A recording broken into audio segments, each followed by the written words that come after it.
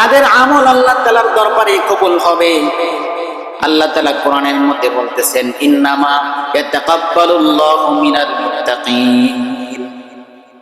মুত্তাকিন যারা হবে, পরহেজগার যারা হবে, তাদের ইবাদতগুলোকে আল্লাহ তাআলা কবুল করবেন।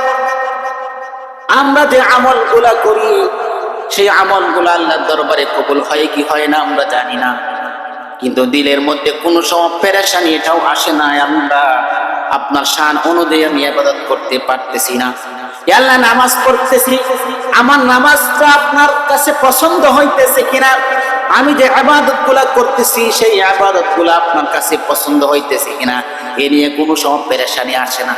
বরং আমরা বুক ফুলায় বলি আমি 5 ওয়াক্ত নামাজি, 5 ওয়াক্ত নামাজি, বুক ফুলায় বলি। যে নামাজ পড়ে না হেরা দেখে বলি এত নামাজই পড়ে না, আমি তো 5 ওয়াক্ত নামাজ পড়ি, 5 ওয়াক্ত নামাজ যায়, মসজিদে যায়, আমার আমল নিয়ে আমি বাহাদুরি। কিন্তু আমি মুত্তাকি হইতে পারছি কিনা, পরহেজগার হইতে পারছি কিনা?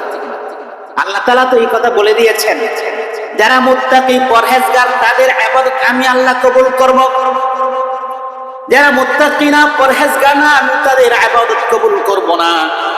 যারা আল্লাহ তাআলার ভয় যাদের ভিতরে অন্তরে নাই, যারা আল্লাহ তাআলাকে ভয় করে না, নামাজ পড়ে আবার সুদ খায়, নামাজ পড়ে আবার ঘুষ খায়, নামাজ পড়ে আবার হারাম খায়, ওই ব্যক্তির ভিতরে আল্লাহ তাআলার ভয় আছে, সে মুত্তাকি না, সে পরহেজগার না।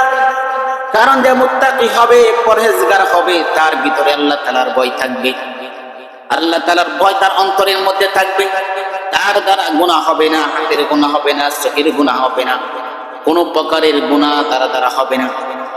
সব সময় আল্লাহ তাআলার ভয় অন্তরের ভিতরে থাকবে। মুত্তাকি তো ওই ব্যক্তিকে বলা হয় যার অন্তরের মধ্যে আল্লাহ তাআলার ভয় থাকে। যখন গুনাহ সামনে হাজির হয়ে যায়, তখন সাথে সাথে আল্লাহর কথা স্মরণ হয়ে যায়। দুনিয়ার কেউ দেখুক বা না দেখুক, একজন মালিক আছে, তিনি আমাকে দেখতেছে, অতএব এই গুনাহ আমার করা যাবে না। এই ভয় যার অন্তরের ভিতরে থাকবে সেই হবে মুত্তাকি, পরহেজগার।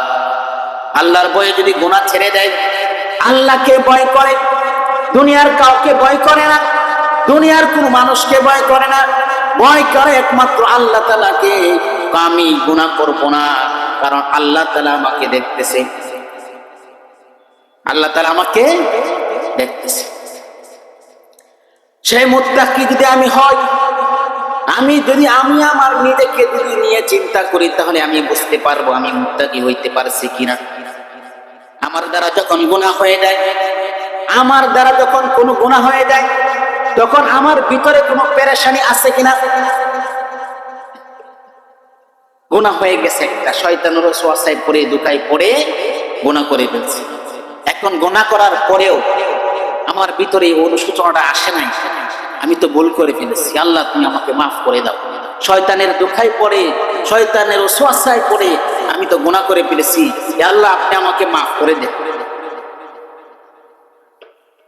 নিজেকে নিয়ে একটু চিন্তা করবেন যে একটা গুনাহ করার পরেও যদি আমার ভিতরে এই অনুশোচনা না আসে, এই ফিকির যদি না আসে, তাহলে আমি মুত্তাকি, পরহেজগার হইতে।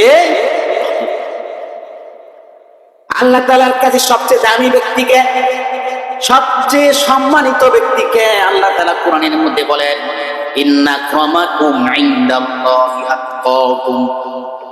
যারা মুত্তাকি, পরহেজগার, যাদের ভিতরে আল্লাহ তাআলার ভয় আছে, যাদের অন্তরের মধ্যে আল্লাহ তাআলার ভয় আছে, তারা হইল আল্লাহ তাআলার কাছে সবচেয়ে বেশি সম্মানী ব্যক্তি।